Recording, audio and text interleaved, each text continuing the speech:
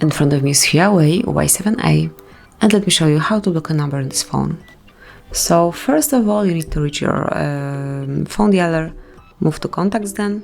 You can pick some contact that you would like to block, tap on more icon here, and if you want to block this contact, just tap on block contact. And from now on, Tony will not be able to call you or send you a message. As you can see, he's blocked. If you'd like to remove him from your blacklist, just tap on more again and click on remove from blacklist. You can also set up some block rules, tap on more icon to do it, reach blocked, and here you will find call block rules and messages block rules. Mark it to enter, and here you can block all incoming calls, all unknown numbers, or all private numbers. This is working the same for messages, where you can block unknown numbers by using the switcher.